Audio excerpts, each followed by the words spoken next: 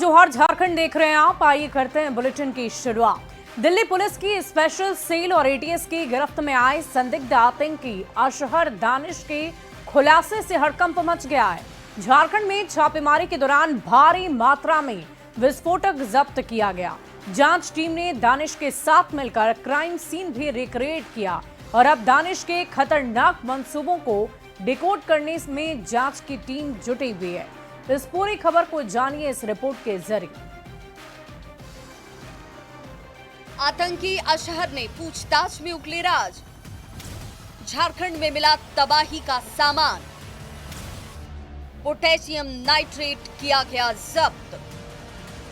कहां करना था इस्तेमाल, हो रही पूछताछ।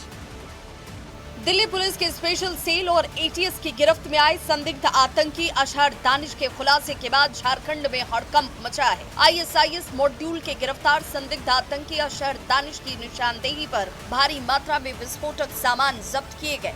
कुछ दिन पहले स्पेशल टीम ने झारखंड के साथ ही दिल्ली और महाराष्ट्र में दबिश दी थी, जिसमें 5 संदिग्ध आतंकी गिरफ्तार किए गए। पूछताछ में मिले सुराग के बाद विस्फोटक जब्त किया गया और अब इनका इस्तेमाल कहां करना था, इस बारे में विस्तार से पूछताछ जारी है।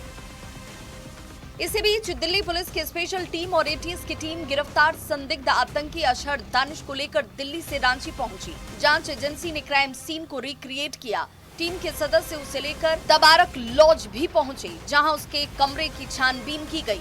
हालांकि लॉज संचालक ने किसी तरह की छापेमारी से साफ इनकार किया है। लॉज से उसके कपड़े लेकर टीम बोकारो के पेटरवार भी गई। यहां से दानिश ने विस्फोटक बनाने के लिए सामान खरीदा था। विस्फोटक तैयार करने की विधि और दूसरी तमाम चीजों के बारे में भी जानकारी जुटाई गई।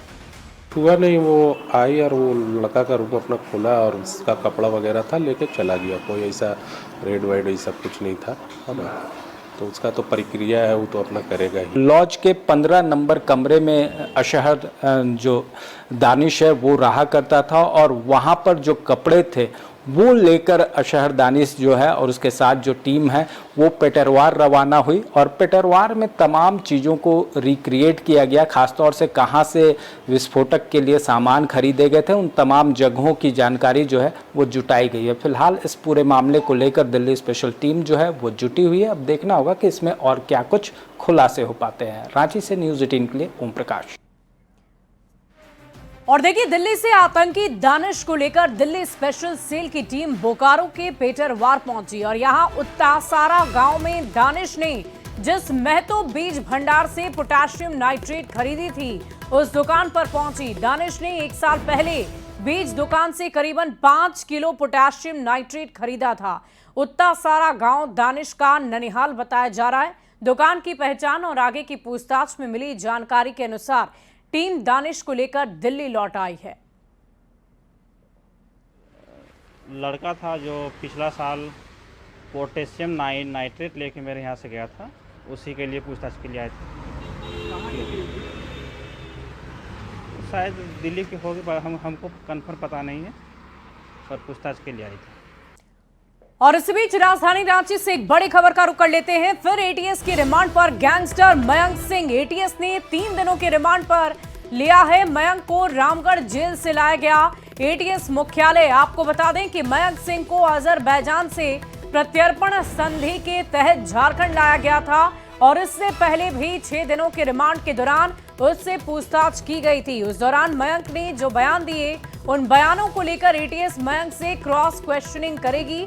पाकिस्तान से हथियार कनेक्शन के साथ आर्थिक सोर्स को लेकर भी एटीएस को अहम जानकारी मिली है और ऐसे में यह रिमांड अवधि बेहद अहम होने वाली है।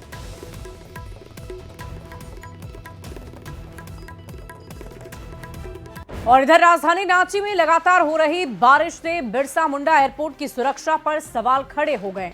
आखिर कैसे बारिश एयरपोर्ट पर खतरे को और ज्यादा बढ़ा रही है, देखिए हमारी इस खास रिपोर्ट में।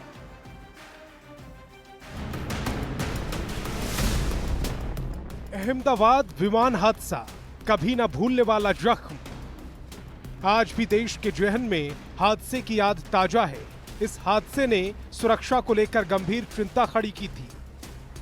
तभी से रांची के बिरसा मुंडा एयरपोर्ट पर भी सुरक्षा मानकों को लगातार परखा जा रहा है। लेकिन रांची में पिछले कुछ महीनों से लगातार हो रही बारिश से रनवे के पास जल स्तर अचानक बढ़ गया। कीड़े मकोड़ों के लिए जैसे भोजन का आमंत्रण, और जहां कीड़े मकोड़े वहां बर्ड्स की आवाजाही। इसी हालात ने एयरपोर्ट प्रबंधन के लिए चिंता बढ़ा दी है। बर्ड्स को हटाने के लिए उपाय किए जा रहे हैं, लेकिन वो कारगर साबित नहीं हो रहे हैं। ऊपर से एयरपोर्ट परिसर के बाहर खुले नाले और बूचड़खाने भी परिंदों को आकर्षित करने की बड़ी वजह है। राजधानी रांची में पिछले कुछ दिनों से हो रही लगातार बारिश ने बिरसा मुंडा एयरपोर्ट पर एक तरह से खतरा पैदा कर दिया है। दरअसल बिरसा मुंडा एयरपोर्ट पर रनवे के पास वाटर लेवल काफ़ी ज़्यादा हो गया है, और ऐसी स्थिति में जो कीड़े मकोड़े हैं वो रनवे के पास मौजूद हैं। जाहिर है कि जब कीड़े मकोड़े होंगे तो बड़ी संख्या में जो पंछियों का समूह है, जो चिड़ियों का समूह है, उन्हें रनवे पर भी भोजन और पानी एक साथ मिल रहा है। होंगे देख के कि 1 इंच भी अगर रनवे के आसपास खोदेंगे तो आपको पानी मिल जाएगा। तो वाटर लेवल इतना ज़्यादा है, अगर 2 दिन बारिश हो जाती है तो वाटर लेवल ऑटोमेटिकली ऊपर आ जाता है और वो बर्ड्स को अट्रैक्ट करता है। तो उसको हम लोग अभी पूरी तरह मतलब चिंता सिर्फ बर्ड तक सीमित नहीं है। रांची एयरपोर्ट परिसर की समिति दायरे में कई ऊंची इमारतें खड़ी हो चुकी हैं। लाइट्स का अभाव भी विमानों के लिए बड़ा खतरा साबित हो सकता है।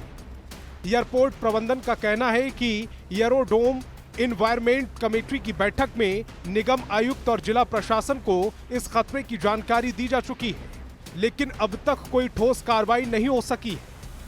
ये जो ब्रीच किया हुआ है वो एक बिल्डिंग है जो 5 फीट ऊपर ब्रीच कर गया है, तो उसका हम लोगों ने नोटिस भेज दिया है डीसी से। रेस्ट जो है, जो हम लोग के कुछ मिनिमम कंप्लायंस होते हैं, उसमें ये होता है कि कोई भी अगर हाइट है वो लाइटेड होना चाहिए। बरसात के मौसम में बिरसा मुंडा एयरपोर्ट पर बर्ड हिट और ऊंची बिल्डिंग्स दोनों ही सुरक्षा के लिए गंभीर चुनौती बने हुए हैं। एयरपोर्ट प्रबंधन लगातार अलर्ट मोड में है, लेकिन जब तक इन खतरों का स्थायी समाधान नहीं निकलता, यात्रियों की उड़ानें सुरक्षित रहेंगी या नहीं, ये सवाल हमेशा बना रहेगा। न्यूज़ 18 के लिए रांची से संजय सिन्हा की रिपोर्ट। और देखिए, अगर आपका भी ट्रैफिक चालान अभी बाकी है तो उसे जल्द से जल्द जमा कर दें, नहीं तो कानूनी पचड़े में फंस सकते हैं, क्योंकि ट्रैफिक पुलिस अब एक्शन मोड में आ गई है। क्योंकि 13 लाख ट्रैफिक चालान का 125 करोड़ से ज्यादा की रकम बकाया है, जिसे वसूली के लिए पुलिस प्रशासन गंभीर भी है। इस रिपोर्ट को आप देखिए। रांची में ऑनलाइन ट्रैफिक उल्लंघन का चालान लंबे वक्त से जनरेट हो रहे हैं, लेकिन कई लोग ट्रैफिक चालान को जमा करने से कतरा रहे हैं। ट्रैफिक पुलिस की लगातार अपील के बाद भी ट्रैफिक चालान जमा नहीं हो रहा। जिन ट्रैफिक चालानों के पैसे जमा नहीं हुए, उनकी संख्या करीब 13 लाख तक पहुंच गई है। वहीं रकम 125 करोड़ से भी ज्यादा है, जिसकी वसूली को लेकर अब पुलिस प्रशासन गंभीर है। हम लोग सोच रहे हैं कि जिनके नंबर ऑफ चालान ज्यादा है, तो हम लोग जो है अपने ट्रैफिक ऑफिस में एक कॉल सेंटर टाइप बनाएंगे, ताकि उनको रिमाइंड किया जा सके कि आप जल्दी, जिनके नंबर ऑफ चालान ज़्यादा हैं, सबको कॉल करना संभव नहीं है, लेकिन जिनके नंबर ऑफ चालान मान लीजिए 8 हैं, 10 हैं, 12 हैं, 15 हैं, कंटिन्यूस इनका वायलेशन है, उनको हम लोग जो है रिक्वेस्ट करेंगे वो जल्दी जल्दी करें, अन्यथा बिल्कुल लीगल एक्शन उन पर लिया जाएगा। 13 लाख ट्रैफिक चालान का 125 करोड़ से ज्यादा की रकम बकाया है। अब रांची ट्रैफिक पुलिस कार्यालय में कॉल सेंटर बनाए जा रहे हैं। कॉल सेंटर से 3 से ज्यादा ट्रैफिक चालान के बकायेदारों को कॉल और मैसेज किया जाएगा। 3 बार से ज्यादा ट्रैफिक नियम तोड़ने वालों के लाइसेंस सस्पेंड किए जाएंगे। 2024 में 3588 ड्राइविंग लाइसेंस सस्पेंड हुए थे। 2025 में 1336 लाइसेंस सस्पेंड हुआ।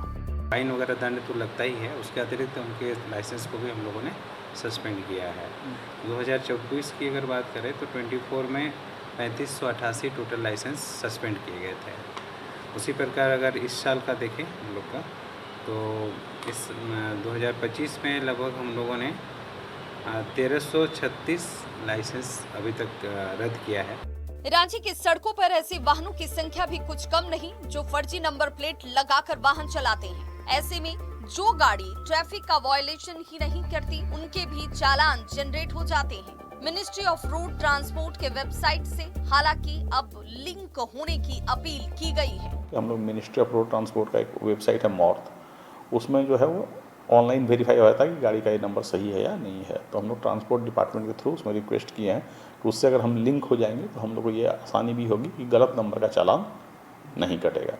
रांची ट्रैफिक पुलिस की तरफ से फिलहाल ट्रैफिक चालान जमा करने को लेकर अपील की जा रही है, लेकिन जल्द ही रांची ट्रैफिक पुलिस इसे लेकर सख्ती भी बरतेगी। ऐसे में जरूरी है कि जिनका भी ट्रैफिक चालान पेंडिंग है वो इसे जल्द से जल्द जमा करें, नहीं तो वो दिन दूर नहीं जब चालान नहीं जमा करने वाले लोग कानूनी कार्रवाई के पचड़े में फंस जाएंगे। न्यूज़ 18 के लिए रांची से ओम प्रकाश की रिपोर्ट।